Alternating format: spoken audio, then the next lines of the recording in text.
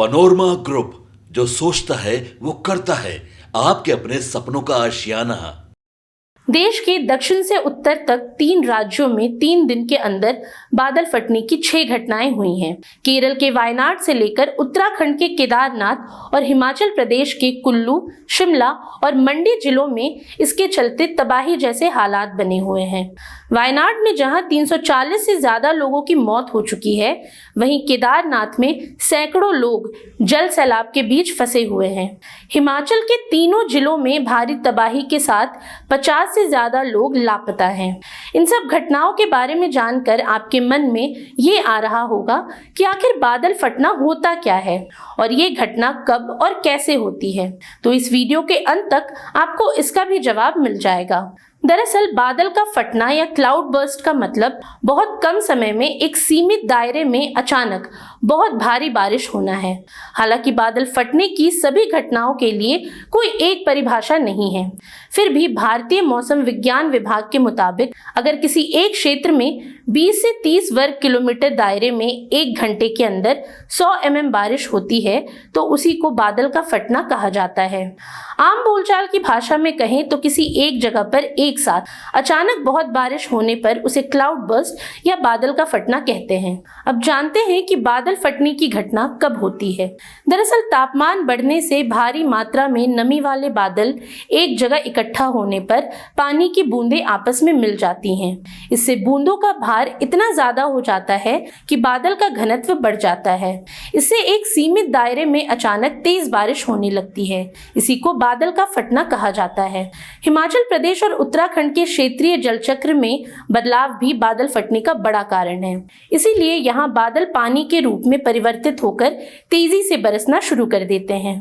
दूसरे शब्दों में समझें तो मॉनसून की गर्म हवाओं के ठंडी हवाओं के संपर्क में आने से बड़े आकार के बादल बनते हैं। हिमाचल और उत्तराखंड में ऐसा पर्वतीय कारकों के कारण भी होता है। इसीलिए हिमाचली क्षेत्रों में बादल फटने की घटनाएं सबसे ज्यादा होती हैं। दरअसल विज्ञान के मुताबिक समझें तो बादल तब फटता है जब नमी के साथ चलने वाली हवा एक पहाड़ी इलाके तक जाती है, जिससे बादलों का ऊर्ध्वाधर स्तंभ बनता है। इस तरह के बादल भारी बारिश, गड़गड़ाहट और बिजली गिरने का कारण भी बनते हैं। बादलों की इस ऊपर की ओर गति को ओरोग्राफिक लिफ्ट भी कहा जाता है। इन अस्थिर बादलों के कारण एक छोटे से क्षेत्र में भारी बारिश होती है। इसके बाद ये बादल पहाड़ियों के बीच मौजूद दरारों और घाटियों में बंद हो जाते हैं। पानी से भरे बादल पहाड़ों की ऊंचाई के बीच एक क्षेत्र के ऊपर अटक जाते हैं, फिर उस इलाके पर एक साथ तेजी से बरस जाते हैं। अब सवाल ये उठता है कि पहाड़ों पर आफत बनकर बरसने वाले इन बादलों को इतना पानी मिलता कहां से है।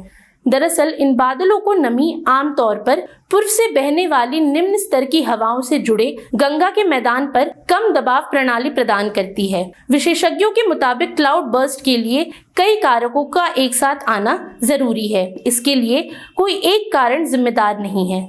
अब गौरतलब है कि हाल में हुई बादल फटने की घटनाओं में काफी बर्बादी हुई। बादल फटने पर लोगों की जिंदगी और संपत्ति दोनों का काफी नुकसान हुआ। बादल फटने पर नदी और नालों में पानी का स्तर तेजी से बढ़ने पर बाढ़ आ जाती है। वहीं पहाड़ों पर ढलान होने के कारण पानी रुक नहीं पाता और तेजी से नीचे की ओर बहता है। ये पानी अपने साथ मिट्टी, कीचड़, पत्थर, मवेशी और इंसान सभी को बहा ले जाता है। हालांकि मौसम विज्ञान केंद्र के अनुसार क्लाउड बर्स्ट से निजात पाने और लंबी अवधि के उपाय के लिए पौधारोपण कर जलवायु परिवर्तन को संतुलित करना सबसे बढ़िया तरीका है। आज के लिए इतना ही। ये सामग्री आपके लिए जुटाई थी उर्वशी शेखर ने। ये वीडियो आपको कैसा लगा हमें कमेंट सेक्शन में जरूर बताएं और ऐसी तमाम रोचक जानकारियों के लिए बने रहिए न्यूज हाट के साथ। और अब तक अगर आपने हमारे YouTube चैनल को सब्सक्राइब नहीं किया तो अभी जाकर करें और Facebook पर हमारे पेज को लाइक और फॉलो करना ना भूलें।